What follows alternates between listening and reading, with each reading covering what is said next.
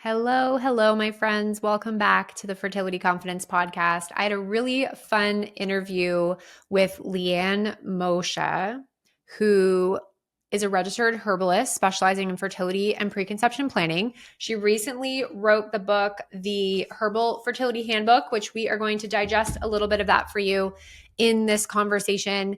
And I really loved poking through and reading this book. And I've already started making myself some little notes inside. I think it's if you're a practitioner listening to this podcast, I think this is a good little desk guide for you. And if you are a patient, it is also a very great way to learn how to integrate herbs into your fertility care plan in a safe but also impactful way. And Liane shared a lot of insights into herbs, how to take them, how to use them, how to dose them, does quality matter, but also some of her favorite herbs that she uses with clients, both male and female, in the fertility space. And something that I shared with her is that I sometimes shy away from using herbs in protocols because we talk about how the internet is a very scary place, right? And so how often do you see, oh, take this for your fertility? And then when you Google it, it's like, don't take this. Oh, you should take this, right? There's so many polarizing opinions. And Liane actually shares some amazing resources in this episode on how to navigate that and where you can find some trustworthy data. So I highly encourage continuing to listen to this episode with Liane. I so appreciated her insight. She is a registered professional herbalist with the American Herbalist Guild, a professional member of the American Society of Reproductive Medicine, and is a peer support leader for All Pass Family Building. I'm assuming that some of this information is information that is going to make you rethink maybe some past protocols, suggestions, herbs maybe that you've used that you might want to revisit. Maybe it was the right thing for you, but maybe it wasn't, right? We're not sure. And Liane does a really great job sharing her personal story, how she got into this branch of medicine, and her book is a wonderful companion with lots of great resources at the back. So you can check out and pre-order to grab your copy of the Herbal Fertility Handbook wherever you buy your books, all of your favorite bookstores. And you can also learn more about Liane over on her website, www.lianemoccia, which is MOCCIA.com, or find her over on Instagram or Substack, Liane Moccia. So thank you again, Liane, for coming and joining us and teaching me some things about herbal medicine. I forgot how much I actually loved herbal medicine going through naturopathic medical college. This was a modality I strongly gravitated towards early on in my career, and I definitely have been less gravitationally pulled there. And now I feel so like reinvigorated to use herbal medicine with our fertility confidence method clients, which is going to be fun, I think, super fun. So check out today's episode. Check out Liane's amazing book coming out in September, and I will see you guys in the next episode. Welcome back to the Fertility Confidence Podcast, and welcome to my guest, Liane. Thank you for coming. Oh, thank you so much for having me. I am excited to talk about herbs and fertility, but before we do that, why don't you share a little bit of insight to you and to your story? Sure, thank you. So my name's Liane Moccia. I'm a herbalist and fertility specialist. I've been working with people in my private practice since 2017 to help support their family goals. But really, the story starts back with my own personal journey. When I was in my early 30s, my husband and I started to try to build our family, and we really expected everything to go easily, as I think many people do. Everyone. Yep. Yes. And so, spoiler alert, it didn't go as planned. But I ended up in several different stages, which I can then now identify with my clients so closely. The first one was that dreaded 12-week wait, right? Those just try for 12 months. We're not going to do any testing. We're not going to do. And it was so frustrating. I really wanted to jump ahead, and I was not getting the support I needed. So ultimately, we did wait the 12 months and then got referred to fertility specialists who told us we were, completely fine. Everything looked quote unquote normal. I now know it wasn't normal. There were some suboptimal things, but at the time we were told everything was normal. So we progressed to IUI, medicated cycles, which didn't work. I didn't achieve a pregnancy. And then they said, well, let's move you on to IVF. And I remember thinking, okay, this is it. Like, that's what we needed. This, and I remember even thinking this might be a little overkill, but I'm ready and I don't want to keep waiting. So let's just do IVF. And halfway through my first IVF cycle, after a monitoring appointment, I got a phone call from a nurse saying, I'm sorry, you don't have any eggs. You're not responding to the stimulation medications and we need to cancel your cycle. Mm. And I just remember feeling like the floor had just dropped out underneath me because I didn't even know that was an option.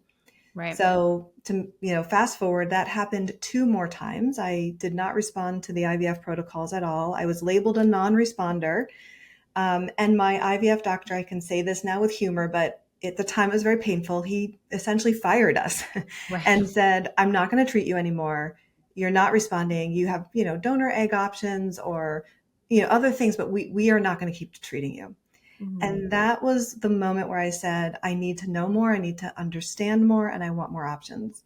Right. So I started working with a functional medicine doctor who found, it was the first time someone asked me, what are you eating?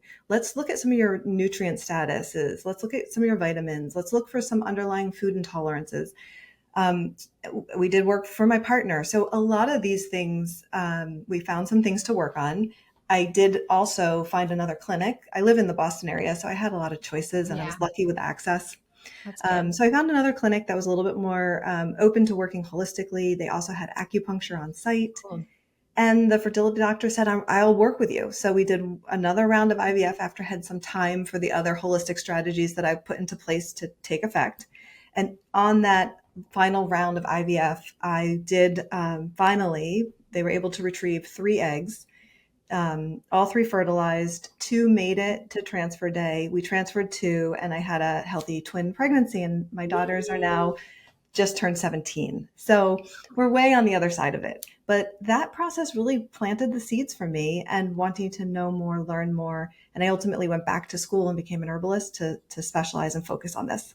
Amazing. Thank you so much for sharing your story. It's one that I have heard so many times of people being proactive, wanting help, but being told to wait, and then finally getting to the fertility clinic and being told everything looks good, and you're still just sitting there going, well, then why isn't it happening? And to then have to go through the heartbreaking experience and having your clinic decide that, they couldn't support you anymore, but it brought you into the hands of people that could, that brought you your daughters, and then also brought you to this place of being able to share your experience. And yeah, just such a beautiful, and I'm sure long and hard and challenging journey. But thank you so much for sharing. And we were saying off camera how herbs and fertility are something that even as a practitioner, I struggle with sometimes of like, ooh, yeah,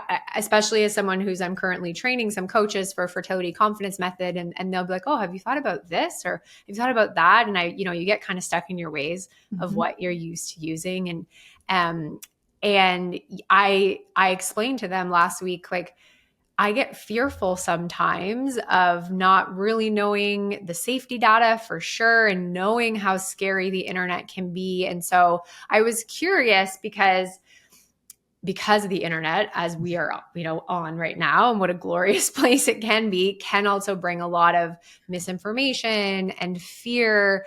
Navigating the herbal world in fertility and even in pregnancy, what are some of the dangers that you see in the online space when it comes to herbal medicine, maybe usage and misinformation? Yeah. Yeah. It's a really important topic. And that was why it was so important for me when I started working on my book to pull in all of the peer-reviewed, published references because so going just to back up, when I went through all of my herbal trainings and schools and certifications, and I became a registered herbalist, there was a very rigorous process around, becoming registered and all of the things so that you can work with people.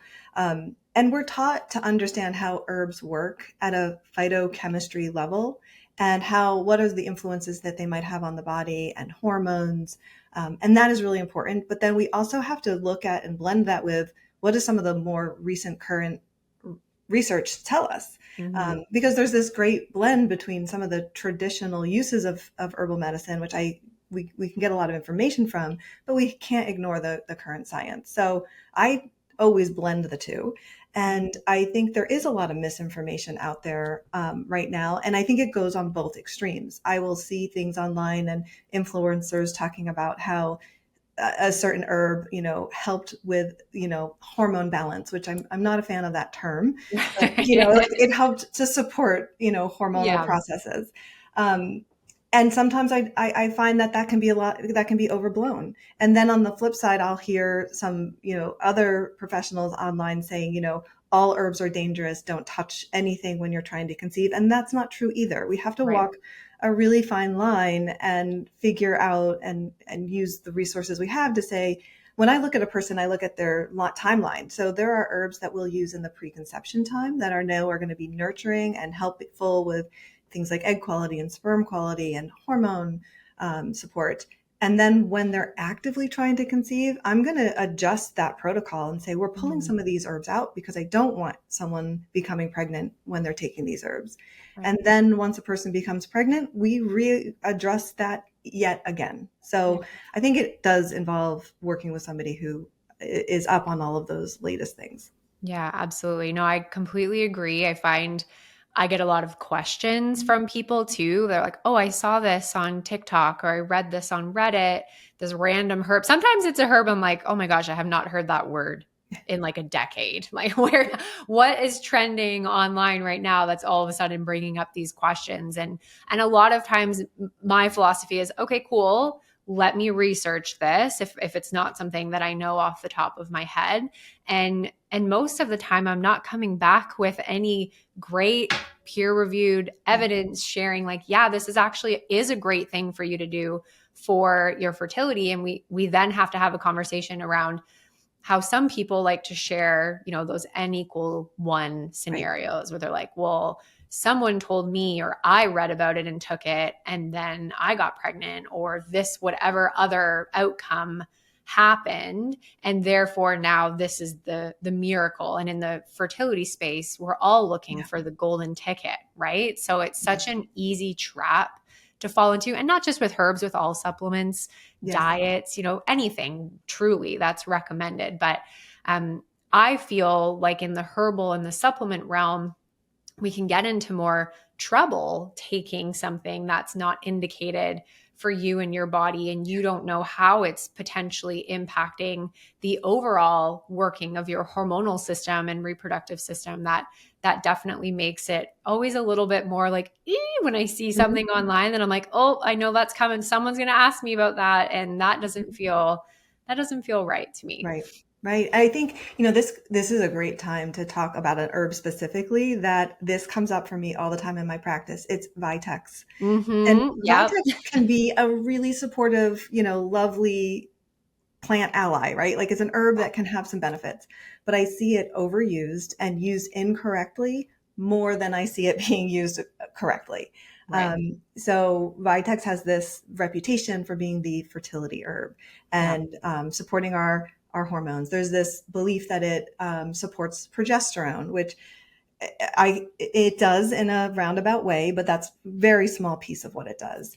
It really helps our brain and ovaries communicate. So if a person is maybe not ovulating or is recovering from hypothalamic amenorrhea or sometimes PCOS, there are some real targeted reasons why I would reach for Vitex. But I've had so many people come to me in my practice and say, well, I've been taking Vitex for my fertility when they've had like a perfect cycle and they're ovulating clearly and regularly.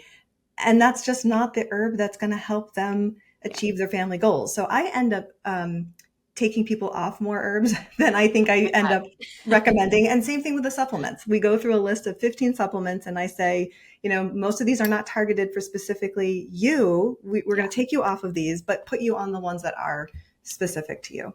Yeah. No, I love that. I find that's the same. That is the one herb I feel like I get the most questions around. And even if I'm like, hey, let's try this, sometimes the most pushback on as well because of that. People have tried it before, right? They're like, oh, I did that already. I'm like, okay, well, why, when, how Yeah. much did you take, how Yeah. did you take it, because that matters as well. And dosing is something in the herbal world that I find is so inconsistent, Hmm.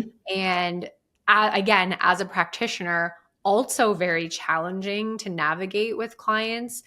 And this problem of like, well, I've tried that before, but then you find out they've taken like a peanuts Yeah. baby dosage Right. of it for one cycle, Right. right? And it Right. didn't Right. Right. work. And now we have to have the conversation around, well, this is what therapeutic Yes. dosing actually looks like. Do you find with your clients that have tried herbs in the past that Hmm. dosing is a common Yes. issue you see in protocols? 100%. Most of the time, it's underdosing Yeah. and not giving it long enough. As you mentioned, we know for an ovulating person, we want to try something for at least 3 to 4 months Yeah. before we know if it's working or not. If we're working with supporting sperm parameters, we can, it's usually like 2 months, we can start seeing changes. But yeah, people need to give it a chance. Higher dosing, even some herbs I am particular about when we are dosing them throughout the day, like Vitex, I always want to do first thing in the morning. Um, the other thing is quality. Yeah. So, I think it's really hard for people to source good, high quality herbs, and that matters. Yeah. It's one of the main reasons why I think sometimes people try an herb and they're disappointed. It's that it's Yeah. just not a great quality.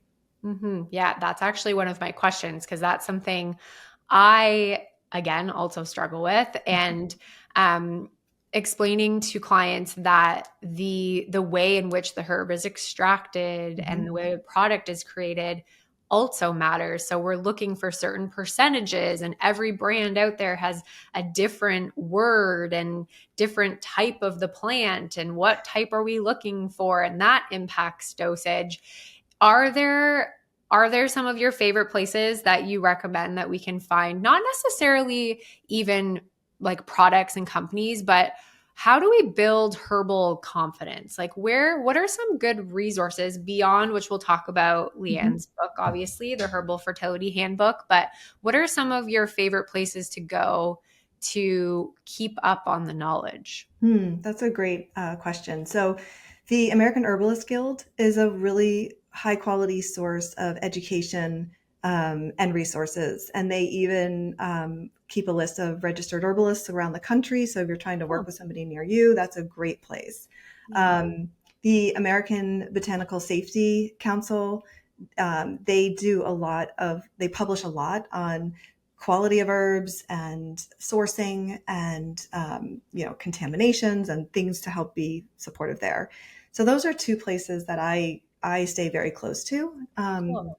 And then I like, it's finding reputable brands, and I encourage people to, look for high quality brands that they can trust. And I know that can be hard for the consumer because they don't know what to look for. Yeah. I do provide some of my favorite resources in the back of the book. Yeah. But even just, I think it's important to remember it matters where you purchase your herbs as well. So some Mhm. of these third party distributors online, there can be issues with how the herbs and the products are being stored. There's been many cases of well documented counterfeit products. Yeah. So I think if a person is working with a practitioner who has access to, some of our practitioner distributors, that's a little bit, that's always better, or buying directly from the manufacturer. Yeah. Yeah. I couldn't agree more. Same goes for supplements too, Yeah. right? We're seeing a lot of counterfeit. I've had this happen a few times this year.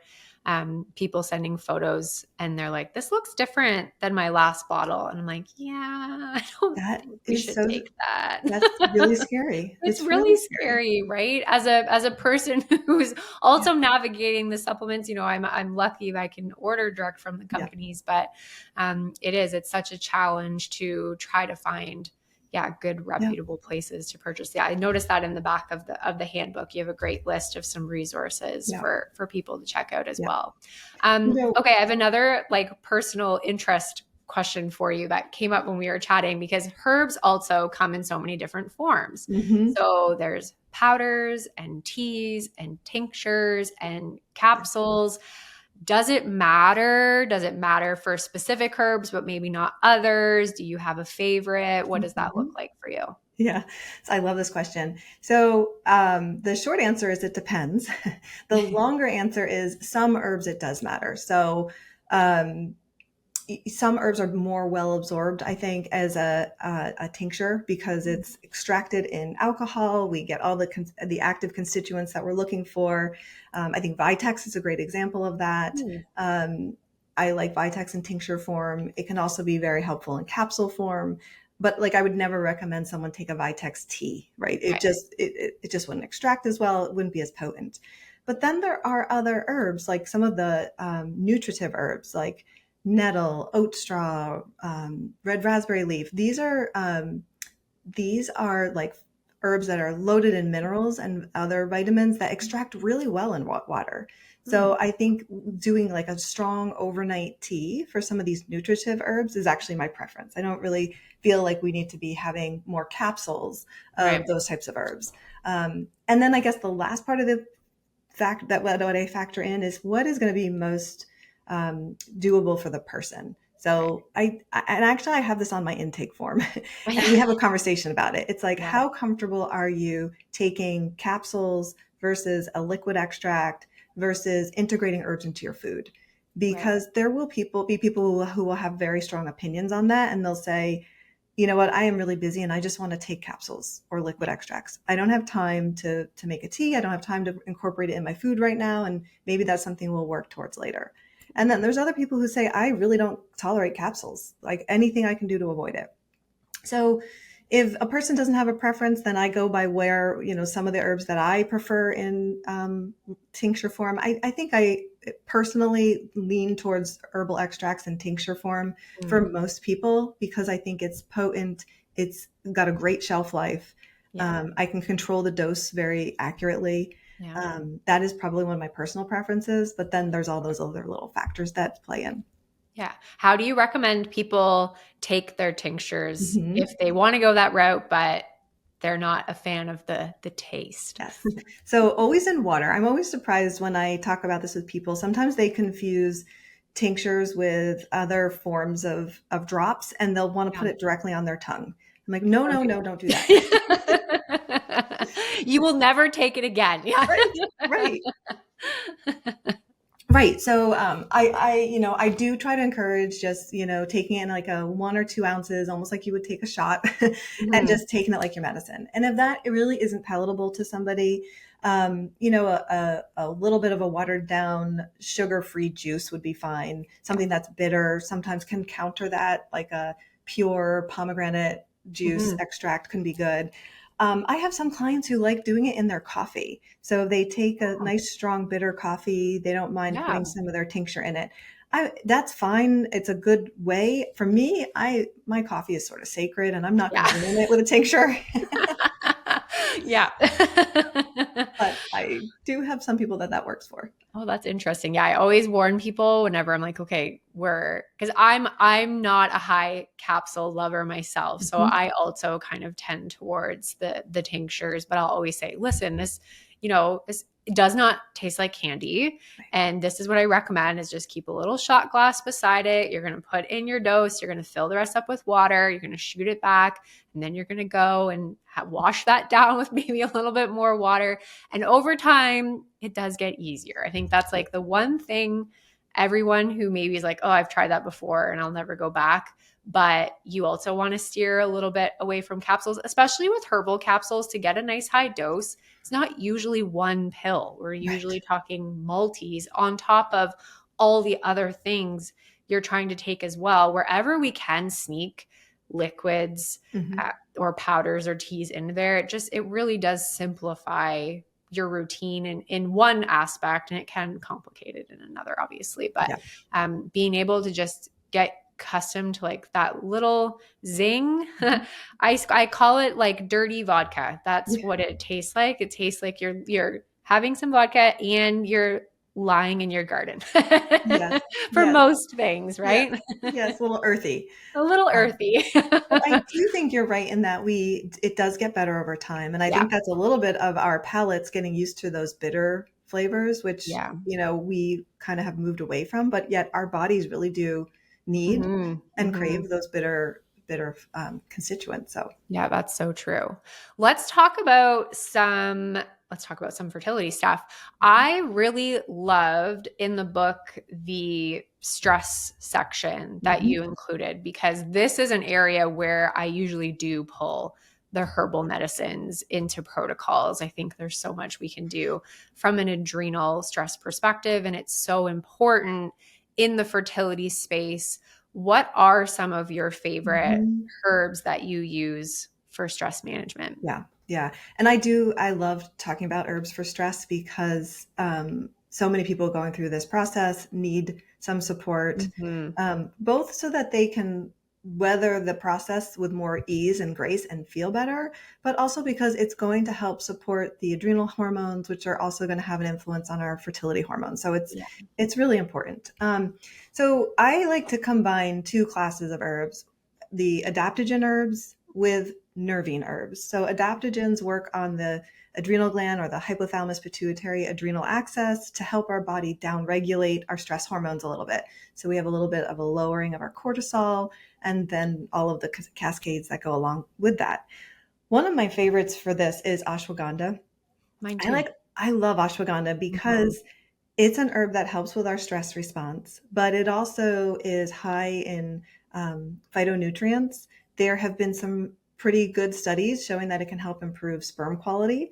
So I think that is really interesting. There aren't studies that I've come across yet showing that it can help with egg quality, but I feel like the egg and the sperm as a cell are so similar that I think it's reasonable to assume that the phytonutrients and antioxidant status in ashwagandha may be likely contributing to these improvements, which would help both. Mhm.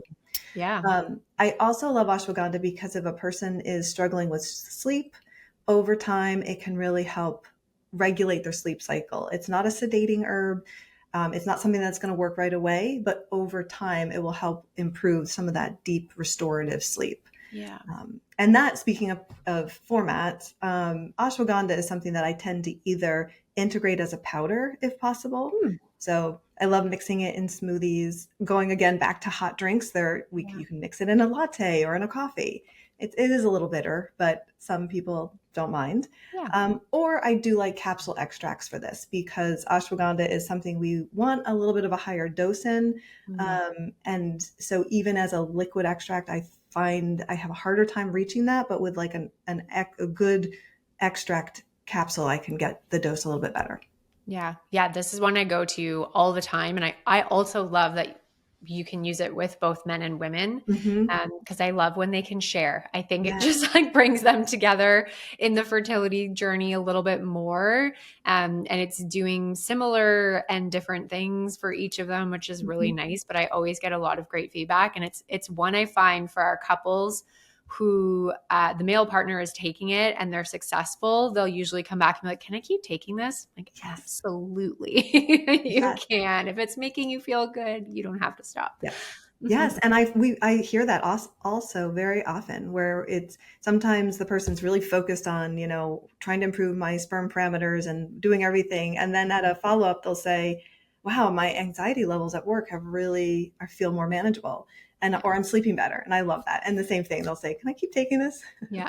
Is this Um, okay to keep taking? yeah. One of the things, and you mentioned taking it together, which I love that. I Mhm. will often recommend doing it as a golden milk. So a hot Mm, liquid drink at night. That recipe is actually in the book, but it's cool. a nice way to wind down your day, and can sometimes be a replacement for that evening cocktail. Yeah. Depending, of course, where you are in the time of year. I mean, a hot drink might not seem so appealing in, 90 Not right degrees now where Celsius. I am, that's for sure. Exactly. Exactly. That's amazing. No, that's definitely one I gravitate towards. So how explain what the difference is with a nervine? Yes. How is that different than an adaptogen? So the nervines help our nervous system relax. So they're more calming and supportive, but through a different mechanism. So one of my favorite herbs for this is lemon balm. Mhm.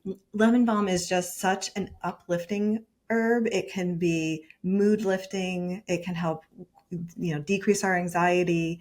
And it's also loaded with phytonutrients and antioxidants.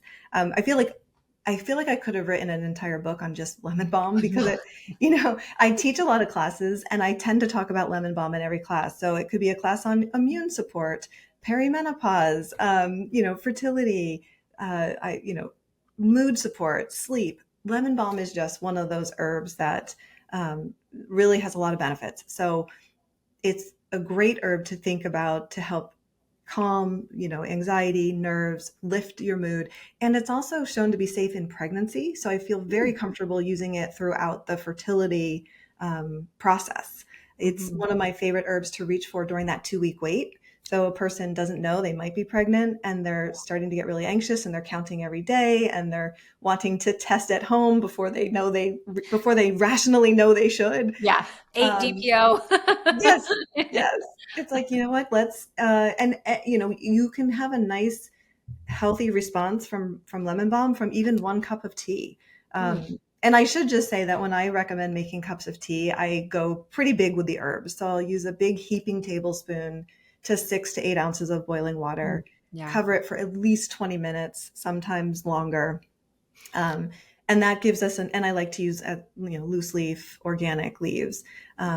But yeah, there are studies that have shown it can decrease anxiety and help have more clarity of attention and focus, which I think Mhm. can be helpful because we have to carry on in the world, and you Yeah. might be feeling really distracted by whatever's going on in your fertility journey, having a hard time focus at work or enjoying time with family. And I do think that lemon balm is one of those herbs that can help bring us into the present moment and help us feel a little focus and clarity. Yeah. You mentioned covering the Mhm. tea. Is that something that is important for all like loose leaf herbal teas? Yes, it is because there's a lot of volatile oils in a lot of the herbs, and keeping everything in does help. And it just helps with the steeping process. So I always cover it. Yeah, amazing. Cool. I remember learning that back in school, but I was like, "Ooh, I should get clarification." Yeah, I love lemon balm. That's also probably another one of the herbs that I go to quite a bit. But I love it personally. Like Mhm. I love the taste of it as a tea. I actually really do find it's a great one at night or in the middle of the day when you're Mhm. like in that kind of cortisol Yes. slumpy, starting to lose focus area, like a nice lemon balm tea instead of a caffeinated beverage or something sugary can actually be really nice to sort of bring you back Yes. around and reset. Yeah. And it tastes good, which is Yes. nice. Yes. I love that. Okay, let's talk about male fertility real quick Mhm. because, yes, as I said, ashwagandha is something I use quite often with our male clients, but I've never really ventured into herbal medicine for other types of sperm support. Can you share a little bit of the Yeah. research on how herbs can help with male fertility as well? Yes. So there's two ways that I look at or I'll reach for herbs to support sperm. One is they're sort of the antioxidant content in general. So that's one of the mechanisms which we think ashwagandha is helpful. Mhm. So we look for herbs that are high in antioxidants, of which we have plenty to choose from, and I'll get into a few of my favorites. But the other way that I look at herbs to help support sperm health is through testosterone. So we know that testosterone is the hormone that is critical for sperm production and maturation and quality. And I'm seeing more and more people come to me with low and borderline testosterone Yeah. levels, even at young ages. Yeah. So it's critical that we, first of all, are testing and know what a person's testosterone levels are. And then if that looks like it needs support, that we address it in that way as well. Yeah. So some of the herbs that I like to reach for testosterone support, fenugreek is one of the most studied herbs for that.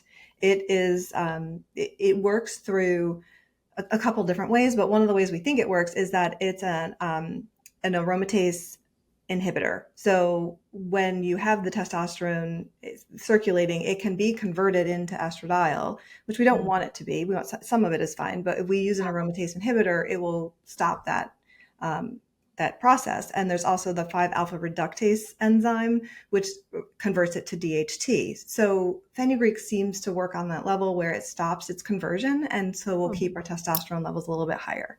Mm-hmm. Ashwagandha also works in Mm-hmm. that way and also helps support LH, which is another hormone that's needed in the whole process. Yeah.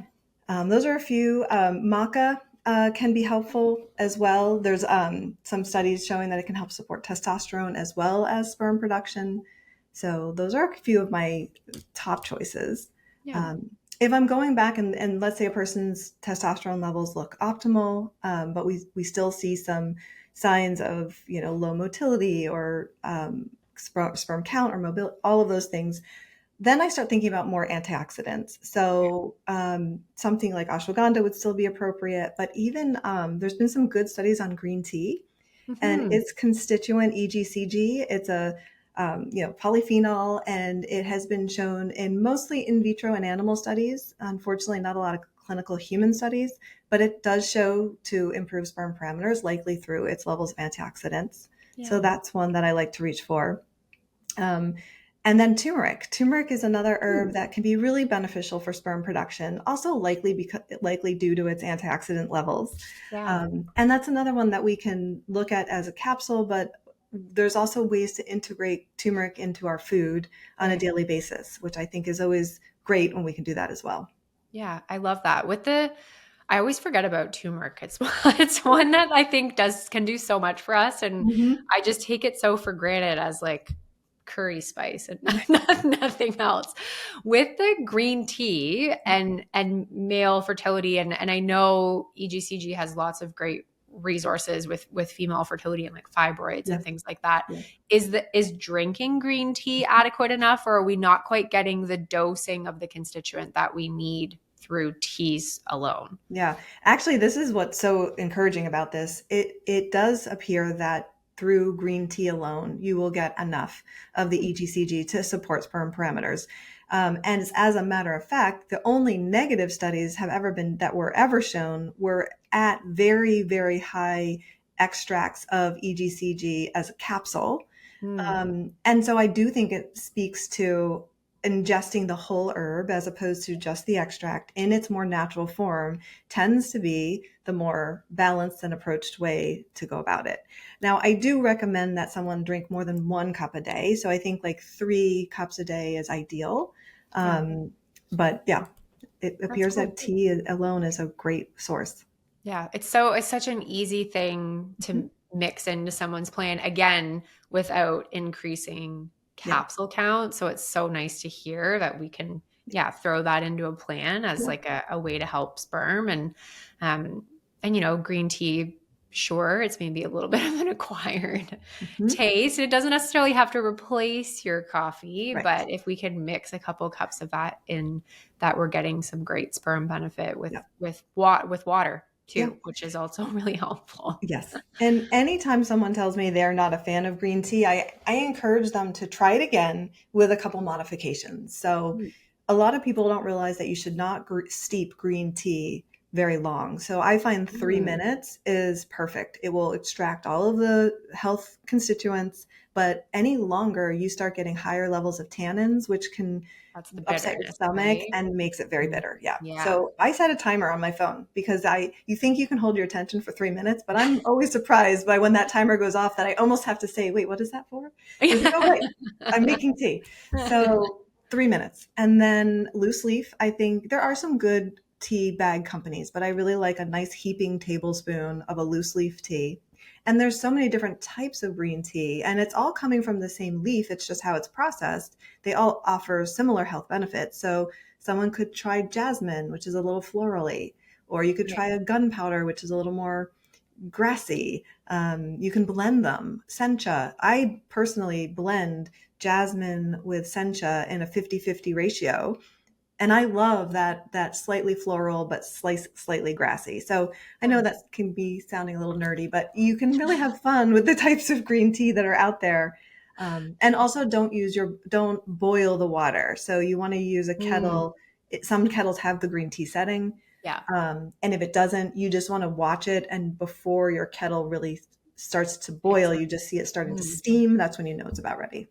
Ooh, that's good to know. I've always seen those fancy kettles and I'm like, what would I do with that? But now I know that I'm probably scalding my green tea and leaving it for too long. And luckily, the bitterness is something that I kind of enjoy, and I'll usually cut it with a bit of lemon. And I find that Mhm. that works for me, but I'm probably making it all wrong. And now I have, thank you, because now I have some tips to Yeah. try to see if I can like it maybe a little bit more, which is Yes. nice. So let's talk about the book a little bit more, the Herbal Fertility Handbook. How can, and I can't remember if you said this when we were recording or when we were off recording, but one of my thoughts is this is actually such a great resource for both practitioners and couples who are trying to conceive. How can women or men find the book, and how can they use it on their fertility journey? Yes. Well, thanks for saying that, because that was my goal when I wrote the book, which was to provide a easily accessible, easy to understand, but very based in evidence-based medicine Yeah. book for both people on the fertility journey as well as other practitioners. Yeah, so the book is available now for pre-orders. Depending on when someone's listening to this podcast, as of September 23rd, 2025, it will be shipping. Awesome. And it's available everywhere books are sold. So, independent bookstores, Amazon, Target, Barnes and Noble. You can buy it directly through the publisher, which is Hachette. So it's everywhere. Yay. Yeah. No, it's perfect. I love the blends of storytelling you Mhm. have in here that people can connect with. There's so many other great tips around fertility that has nothing to do with herbal medicine. Like it's a Right. great all encompassing, but then you get into I got really lost in the adrenal and nervine section today, reading about the different herbs and how they actually work and going, oh yeah, I totally forgot about that. Like making notes for some of my clients that I'm building plans for right now that I'm like, this would be such a great addition. So all of my FCMers, you're probably about to see just like an onslaught of herbal recommendations now that I was like, oh, because like I said, you get stuck in your ways of what you're using. And the beautiful thing about health, but about fertility care especially, is there's so many different modalities that can support your body. And if there's one thing you take away from this conversation, especially after listening to Liane's story, is that if you're not getting well-rounded care that you feel supported fully and wholly in, know that there are other avenues and options out there, and maybe you just haven't found the right modality, the right bucket of care for you. And herbal medicine as a complementary or main tool for you may be that turning point. So I highly encourage you check out the Herbal Fertility Handbook. And like we said, there's also a really great resource section at the back that Liane has listed some of her favorite companies and places to get herbs, high quality herbs, which I think, like you said, is so important. It's the same with supplements, but I would argue even more so with herbal products, that you're getting the right dosage, or else why are we taking it, right? Why Right. are we buying it? Why are we spending time making the teas and doing the things if we're not actually getting the amount that's going to make an impactful change for us? So thank you so much for sharing the book with me and sharing your wisdom. I always end every episode with asking our listeners, our guests, for a piece of fertility advice. But I actually, before that, would love to know, it doesn't need to be specifically for fertility, but what is your favorite herb and why? That's a great question. Um, I would have to go with lemon balm. And Mhm. the reason why I mentioned earlier, it does so much with mood support, overall health, immunity, attention, focus. I just find it's like a warm hug, Mhm. and uplifting of your spirit. And I also love how accessible it is. We can find loose leaf lemon balm. We can buy tea bag lemon balms. As an herbalist, I am not a great gardener, and I can grow lemon balm. I live in Massachusetts, and it comes back every year. And I will dry some of it to make teas, but a lot of the time in the summer, I just grab a big, huge handful of it and I put it in a pitcher of water and keep it in the Mm. refrigerator for the day. And I like to joke that I'm dosing my entire family with lemon Right. balm all day, because Everyone's it's so happy and everyone. Yes. chill. Yes, and it's safe. It's safe for all ages. Children, adults. It's just a beautiful herb, and I would say that's probably my favorite. I love that. Yeah, we were talking about lemon balm in our community not that long ago, and I was like, oh, I always forget that it's just such a great, easy addition into Yeah. someone's routine that can really make a big difference on so many fronts. So that's amazing. And then what is one piece of fertility advice that you'd love to leave for our listeners? Yeah, I would say it's to not put all of the burden on the ovulating partner and egg Yes. quality. Mm-hmm. We have to start equally at the same time thinking about, talking about, and testing for sperm and sperm health. I have countless couples, and I've told the story in the book as well, who will come to me and have wasted a year or longer doing all the things to support fertility, and they're only looking at and thinking about egg quality and the ovulating person. And we know statistically 20% of the time it's sperm factor only. Some numbers are higher than that. We know 30% is a combo. And so that leaves us with at least 50% of the time that you're going to be wasting time, energy, and money unless you look at both. So that would be my advice, is to investigate that early. Yeah, amazing. Our loyal podcast listeners know that that is a very common spiel we give over here on the Fertility Confidence podcast, because one of my personal journey stories very early on in my career was me not checking a patient's partner and finding out that he had very, very low sperm count. They had to do IVF. It was their only option. They went on and had a beautiful set of twins after their first IVF experience, and all worked out well. But I could have saved them 14 months if I had done that. And I was a new grad. It wasn't something that was really like well taught in our training, unfortunately. And I learned from that mistake. And now everyone's partner is on board, gets testing right away. If anything, if you're really early on, there's no such thing as too early for any sort of testing, 100%. but especially a semen analysis. And I've had patients over the years who were, prior to, only seeing fertility clients back when I was doing all of women's health, basically, who would be working with me for acne or some other reason, and then be transitioning into preconception care. And they would ask that, like, when should we do testing? And I would encourage them that even before you start trying, like, what we have so much power when we have more knowledge, and we can be so much more strategic and specific. You do not need to wait to be, quote unquote, struggling to deserve testing if that's something that you feel would be helpful for you. It's not helpful for everybody, but I do think that it's worth a conversation. And I definitely think that it's overlooked in a lot of journeys, even when you are already working with medical professionals, or the concept of how the reference ranges for a semen analysis are not awesome. And I know you referenced that in your book as well. And we really need to be going off of what are optimal levels. And so oftentimes we'll have clients in Fertility Confidence Method who the partners have been told that, they're fine. And then when we look at their numbers, I'm like, absolutely not. Like, there's actually a lot of work to do here to optimize, and we have to pull that back and work through things. So I love that. Thank you so much. Where can our listeners find more about you? Yes. So I'm on Instagram. It's at Liane Moccia. And I'm also, my website is lianemoccia.com. I do write a weekly-ish newsletter through Substack, which you can subscribe through my Instagram or my website.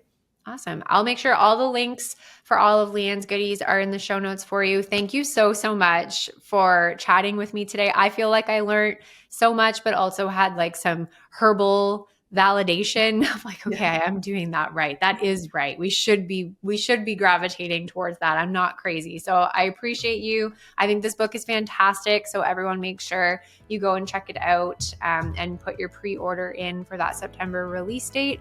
And hopefully we can chat again soon. Great. Thank you. This was wonderful.